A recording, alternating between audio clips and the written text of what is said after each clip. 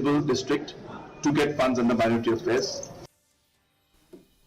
Economic Advisory Council to Prime Minister EACPM today released the Competitiveness Roadmap for India at 100 in New Delhi.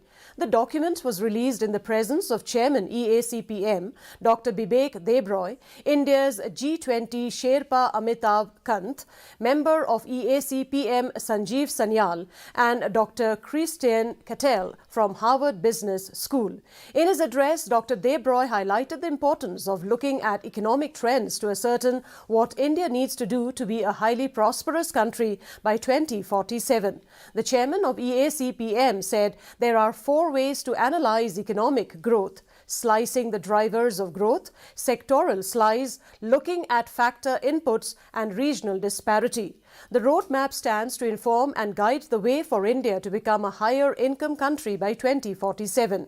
It proposes policy goals, principles, and approaches to further drive India's economy in the direction of sustainability and resilience, embedded in social progress and shared prosperity.